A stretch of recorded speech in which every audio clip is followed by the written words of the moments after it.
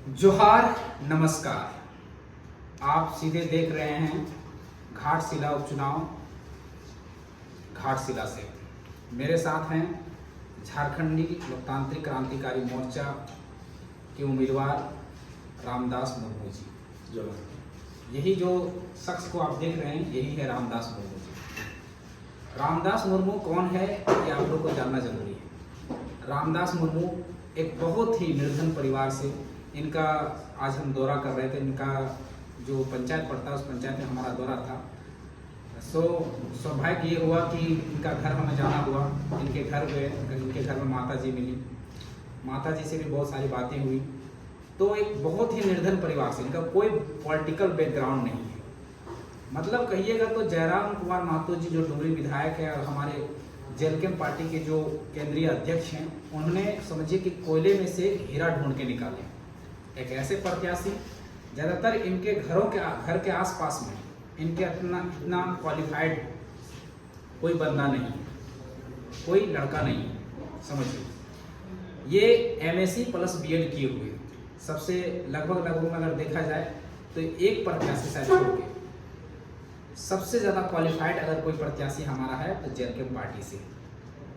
बहुत ही शिक्षित हैं और साथ ही साथ इधर के आसपास के क्षेत्रों में अपने कोचिंग के माध्यम से सैकड़ों छात्रों को शिक्षा दे रहे हैं। एक टीचर भी हैं, शिक्षित करने का प्रयास भी कर रहे हैं, खुद टीचर हैं। तो एक ऐसा प्रत्याशी हैं जेलकेम से जो सभी पर भारी पड़ने वाले हैं। तो घाटशिला विधानसभा से जितने भी साथी इनको देख रहे हैं, हमको देख रहे हैं, इस बार के चुनाव में पूरी तरह से कमर कस लीजिए कि 5 नंबर के चिछा पर ही बटन दबाना है। अब बात करते हैं मुद्दे की। सबसे पहले बात करने से पहले अदम गोंडवी जी का एक लाइन बहुत सुंदर अदम गोंडवी जी ने कहा था कि तुम्हारी फाइलों में गांव का मौसम गुलाबी है, तुम्हारी फाइलों में गांव का मौसम गुलाबी है, पर ये आंकड़े झूठे हैं, ये दावा किताबी है। ये आंकड़े झूठे हैं, ये दावा किताबी है।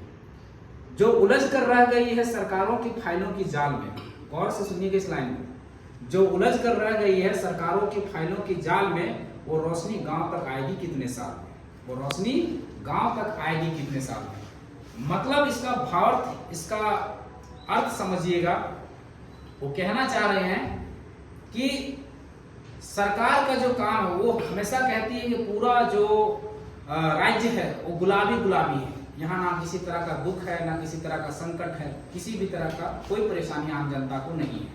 यहाँ मौसम गुलाबी है, यहाँ सभी लोग खुशहाल हैं, खुशहाली का जीवन जी रहे हैं। लेकिन सच्चाई ये नहीं है, ग्राउंड की सच्चाई ये नहीं है। मैं ग्राउंड की सच्चाई आगे बताने वाला हूँ। उसके बाद दूसरे लाइन में वो कहते हैं कि जो उलझ कर रह गई सरकारों की फाइल में, वो गांव तक रोशनी आएगी कितने साल में। उनका तात्पर्य यह है कि सरकार जो झारखंड मुक्ति मोर्चा और गठबंधन की जो सरकार है, उन्होंने 2019 में ये वादा किया था कि हमारी सरकार बनेगी तो बनते ही सबसे पहले हम खतियान आधारित स्थानीय नीति लाएंगे। क्या वो स्थानीय नीति बनी? आपसे सवाल है, आप उत्तर दीजिएगा, कमेंट करके बताइएगा कि क्या स्थानीय नीति बनी। ये उनका मैनिफेस्टो में था या नहीं था। और ये एक कार्यकाल की बात नहीं है, दूसरा कार्यकाल शुरू हो चुका है, उसका 1 साल बीत चुका है, स्थानीय नीति नहीं बनी। दूसरा उन्होंने वादा किया था कि हमारी सरकार बनेगी तो हम नियोजन नीति लाएंगे। क्या नियोजन नीति बनी? नहीं बनी। दुर्भाग्य तो ये देखिए कि जो रघुवर दास यानी बीजेपी की सरकार ने जो 1985 का कटअप लाया था, उसको भी खत्म कर दिया गया। यानी पूरी तरह से अभी ना तो इनका कोई नियोजन नीति आया, और जो नियोजन नीति था, सॉरी, जो स्थानीय नीति था उसको भी खत्म कर दिया गया। और अभी नियोजन नीति क्या लाया गया है? 60-40 की पॉलिसी पर। क्या अन्य राज्यों में इसी तरह का नियोजन नीति है? नहीं है। तो फिर हमारे लिए नियोजन नीति क्यों नहीं बना? अगर हम मानते हैं कि आपके कार्यकाल का 1 साल होता, 2 साल होता, नहीं, 6-6 साल गुजर रहे हैं। 6 साल उस स्टूडेंट को पूछिए, उस स्टूडेंट का दर्द को पूछिए कि 6 साल कैसे कटते हैं। पथराई आंखों से उसके परिवारजन, उसके माता पिता इंतजार करते रहते हैं कि आज नहीं तो कल मेरा बेटा को नौकरी लगेगा। और वो नौकरी नहीं मिल पाती। तीसरा उन्होंने वादा किया था कि हम 5 लाख युवाओं को सरकारी नौकरी देंगे। अगर झूठ बोलता हूं तो आप हेमंत सोरेन जी के सारे ट्विटर, सारे सोशल मीडिया हैंडल्स में जाके देख लीजिए, उनके मैनिफेस्टो को इंटरनेट में आप सर्च करेंगे तो मिल जाएंगे। 5 लाख युवाओं को सरकारी नौकरी देंगे। क्या 5 लाख युवाओं को सरकारी नौकरी मिल गई? नहीं। उन्होंने वादा किया था कि प्रत्येक 6 महीने में एक जेपीएससी का एग्जाम लेंगे। इस 6 सालों के दरमियान में आप निकाल के देख लीजिए कि कितना जेपीएससी का एग्जाम हुआ है। और जो चुनाव हुआ, जो एग्जाम हुए हैं वो गड्ढे में हुए। गड्ढे मतलब समझते हैं? मतलब मंडी में जैसे थोक के भाव में टमाटर जब सस्ता हो जाता है, उस तरह से गड्ढे में जैसे बेचा जाता है। भिंडी जब सस्ता हो जाता है तो गड्ढे में चुनाव कितना लिया गया, तो अगर उसका आकलन 1 साल का निकाल के देख लें तो 50 सीट में वैकेंसी लेते हैं। 50 सीट उसका निकल के आता है। क्या इतना ही सीट खाली है? नहीं। मैं सरकारी आंकड़े बताता हूं। कार्मिक विभाग की डाटा है। कार्मिक विभाग ने खुद बताया है कि राज्य में कर्मचारियों का बहुत अभाव है, ऑफिसर्स का अभाव है, पद बहुत सारे रिक्त भरे पड़े हैं, लेकिन सरकार नियुक्ति नहीं ले रही। जो युवा पीढ़ी है हाहाकार मचाई हुई है, लेकिन एग्जाम्स नहीं हो रहे। कार्मिक विभाग की डाटा कहती है कि सरकारी नौकरियां 5.5 लाख है। 5.5 लाख में 3.5 लाख पोस्ट केवल और केवल स्थानीय नीति नहीं रहने के कारण, नियोजन नीति नहीं रहने के कारण युवा पीढ़ी दर दर की ठोकरें खा रही है। वैकेंसी हो नहीं रही है, और जो एग्जाम्स हो रहे हैं वो हाई कोर्ट, सुप्रीम कोर्ट में जाके अटक जा रहे हैं। तो सोचने वाले विषय है कि आपको चुनाव किसको करना है, वोट किसको करना है। ये तो चुनिंदा बातें हो गई। अब 3.5 लाख पोस्ट खाली होते हुए भी हमारे बच्चे दर दर की ठोकरें खा रहे। फिर अगला इनका वादा था कि अगर हमारी सरकार बनती है तो प्राइवेट कंपनियों में 75% यहाँ के युवाओं को रोजगार देंगे। क्या 75% यहाँ के प्राइवेट कंपनियों में युवाओं को नौकरी लग गई? आपका उत्तर होगा नहीं। मेरा उत्तर तो नहीं है, लेकिन आपका उत्तर भी नहीं होगा। क्यों? उसके बाद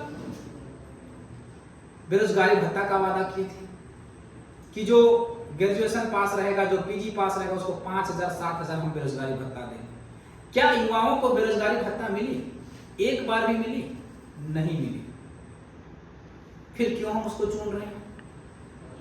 केवल और केवल हम मानसिक गुलाम हो चुके हैं। और जब भी चुनाव आता है हम वोट उसको करते हैं जब उसको, उस नेता को, उस मंत्री को, उस विधायक को, सरकार को हारने का डर नहीं रहेगा तो आपके लिए काम कैसे करेंगे? कहा भी जाता है कि भय बिन प्रीत कहां। जब तक भय नहीं होता है तब तक प्रेम नहीं होता है, प्रीत नहीं होता है। इसलिए सरकार को भय दिखाना जरूरी है। सरकार काम तभी करती है जब उसे हारने का डर होता है, इसलिए हराना जरूरी है। और लोग आप कहेंगे कि ये तो एक पार्टी का बात कर रहे हैं। हाँ, हम एक पार्टी का बात करेंगे, क्योंकि सरकार में झारखंड मुक्ति मोर्चा और गठबंधन की सरकार है, और कहा जाता है कि सवाल सीधे सत्ता से की जाती है, तो हम सवाल सत्ता से करेंगे। इसलिए इस बार का जो चुनाव हो रहा है उसमें इस जेएमएम की सरकार, इस गठबंधन की सरकार को आंख में आंख डालकर आप बताइए, अपना मत देकर ये बताइए कि आप जो 6 सालों से लूट खसोट का जो राज चला रहे हैं, जिन वादों को आपने वादा किया था पूरा करने का, उन वादों को लेकर केवल और केवल गुमराह किए हैं, उसका हम वोट से आपको चोट करेंगे।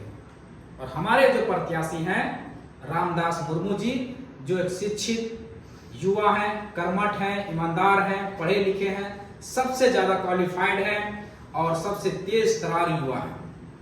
अगर ये हमारी बात, अगर ये सदन में जाते हैं तो घाटशिला वासियों के लिए सौभाग्य होगा, क्योंकि आज जयराम महतो जी डुमरी विधानसभा से चुनकर गए हैं, तो देखे होंगे कि किस तरह से विधानसभा में जाकर प्रश्नों को उठाते हैं, किस तरह से जनता के मुद्दों को, राज्य स्तरीय मुद्दा हो या क्षेत्र की मुद्दा हो, किस तरह से वो जाके प्लेटफॉर्म पे रखते हैं।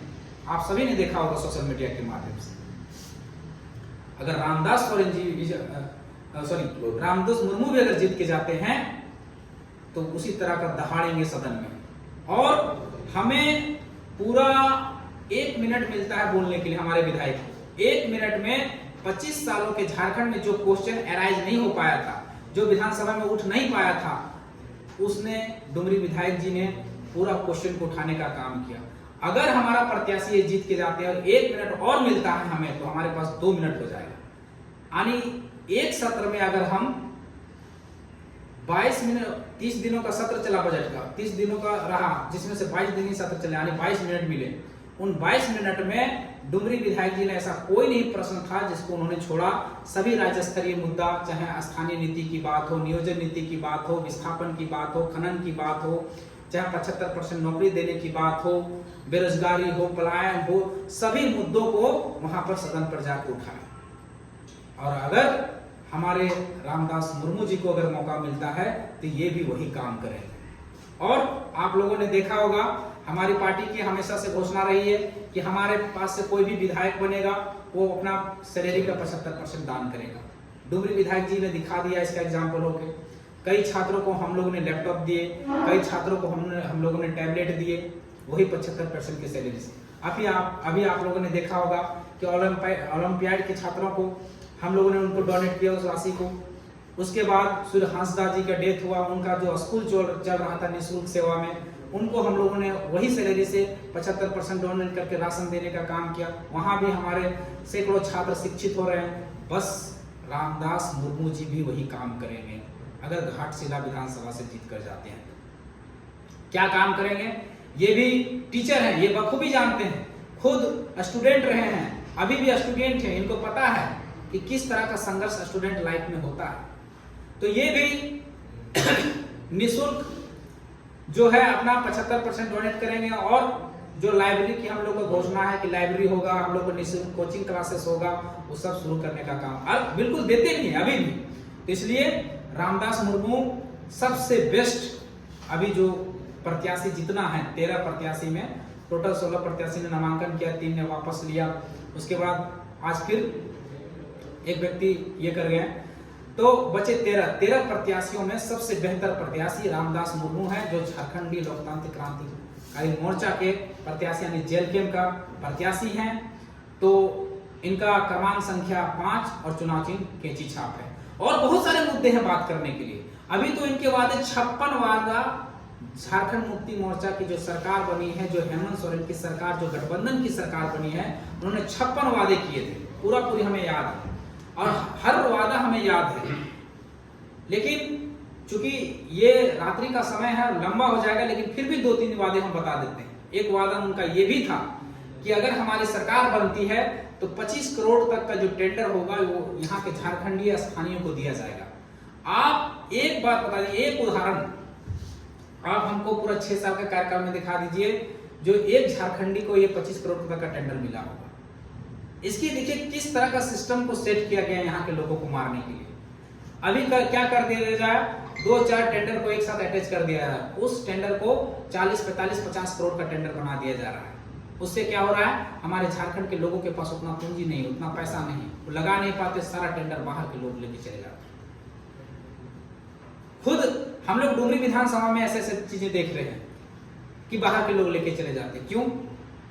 ऐसा पॉलिसी बनाइए ना जो हमारे स्थानीय को ज्यादा से ज्यादा लाभ मिल सके। अभी औद्योगिक नगर इस जमशेदपुर को कहा जाता है, पूर्वी सिंहभूम का जिला है, जमशेदपुर एक टाउनशिप एरिया है, औद्योगिक यानी इंडस्ट्रियल सिटी है। बट यहाँ पर जितनी कंपनियां हैं, कंपनी लगाने वाले से लेकर काम करने वालों तक का बाहर के लोगों का जमावड़ा लगा हुआ है। क्यों लगा हुआ है? क्योंकि हमारे पास स्पष्ट पॉलिसी नहीं।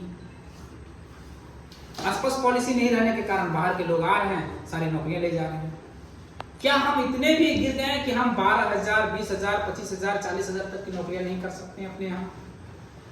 हमारे सोचने वाली का आंकड़ों के मुताबिक, ये आंकड़े प्रभात खबर के ये आंकड़े हैं, उन्होंने जब कोरोना के काल में उन्होंने खुद छापा था, आंकड़ों के आधार पर जो सरकार ने रजिस्ट्रेशन करवाया था, जो बाहर से प्रवासी मजदूर लाए जा रहे थे, उस समय उन्होंने इन आंकड़ों को खुद रजिस्टर करवाया था। उन आंकड़ों में आया था कि हम 12 लाख से लगभग 12 लाख प्रवासी मजदूरों को अपने यहाँ लाए थे वापस। उसमें सरकार ने बहुत वाहवाही लूटी कि हम 12 लाख प्रवासी मजदूरों को यहाँ लाए।